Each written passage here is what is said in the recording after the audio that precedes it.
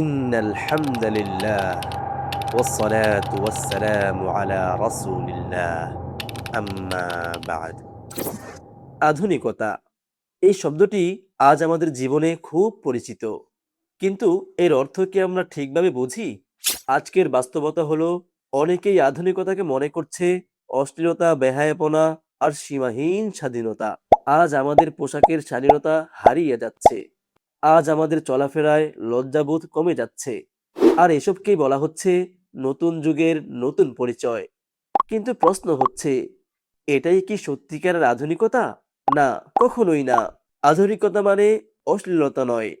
আধুনিকতা মানে জ্ঞান, প্রজ্ঞা, উন্নয়ন, নৈতিকতা ও আত্মসংযম।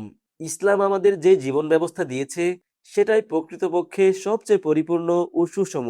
হে প্রিয় ভাই বোন, রাসূলুল্লাহ সাল্লাল্লাহু আলাইহি ওয়াসাল্লামের জীবনী দেখুন।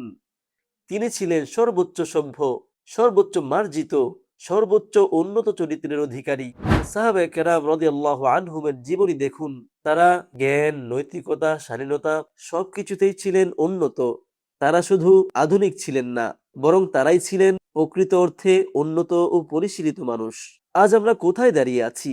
আমরা ধীরে ধীরে এমন কিছু বিষয়কে গ্রহণ করছি যা আমাদের অন্তরকে দুর্বল করছে, আমাদের চিন্তাকে বিকৃত করছে, আমাদের ইমানের উপর আঘাত হানছে।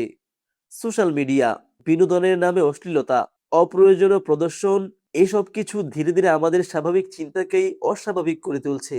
মনে রাখতে হবে, যে সংস্কৃতি মানুষকে লজ্জাহীন করে তুলে তা কখনো উন্নতির পথ দেখাতে পারে না। বিশেষ করে আমাদের বোনদের উদ্দেশ্যে বলছি, হে প্রিয় বোন আমার, আধুনিকতা মানে ওয়েস্টার্ন ড্রেস পরে নিজের শরীরকে প্রদর্শন করা নয়। আধুনিকতা মানে নিজেকে সস্তা করে তোলা নয়, বরং আধুনিকতা মানে নিজেকে সম্মানিত রাখা, নিজের মর্যাদা রক্ষা করা, স্বাধীনতা ও সৌন্দর্যের সমন্বয় করা। ইসলাম নারীদের যে সম্মান দিয়েছে তা কোনো ভোগবাদী সংস্কৃতি দিতে পারেনি এবং দিতে পারবেও না। প্রিয় ভাই বোন, আমরা কি বুঝতে পারছি? আমাদের মূল্যবোধ ধীরে ধীরে পরিবর্তিত হচ্ছে। যা একসময় লজ্জার ছিল, আজ তা স্বাভাবিক হয়ে যাচ্ছে। এটা একটি বড় সতর্কবার্তা। কিন্তু হতাশ হওয়ার কিছু নেই। ফিরে আসার পথ এখনো খোলা আছে। নিজেকে গড়ে তুলুন ইসলামের আলোকে। কোরআন ও সুন্নাহকে জীবনের পথ প্রদর্শক বানিয়ে নিন। ভালো পরিবেশ বেছে নিন। অশ্লীল কাজ থেকে নিজেকে দূরে রাখুন। নিয়মিত নামাজ, পবিত্র চিন্তা এবং আত্মসংযম, এই তিনটি জিনিস আপনার জীবনকে পরিবর্তন করবে। যখন আপনি নিজেকে সংযত করবেন, তখন আপনার অন্তর শান্ত হবে, আপনার জীবন হবে পরিপূর্ণ, আর আপনি পাবেন এমন এক সম্মান যা পুরো দুনিয়া দিয়েও মাপা সম্ভব হয় না।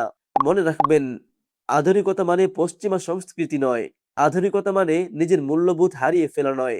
আধুনিকতা মানে অশ্লীলতা নয়, বরং আধুনিকতা মানে নিজেকে উন্নত করা, নিজেকে পরিশুদ্ধ করা এবং আল্লাহর সন্তুষ্টির পথে নিজেকে বিলীন করা। তাই বলছি, আজই সিদ্ধান্ত নিন, আপনি ভেসে যাবেন নাকি নিজের আদর্শে দৃঢ় থাকবেন। এই বার্তাটি শেয়ার করে ছড়িয়ে দিন। হয়তো আপনার কারণেই একটি হৃদয় আবার সত্যের পথে ফিরে আসবে। আল্লাহু আল্লাহ।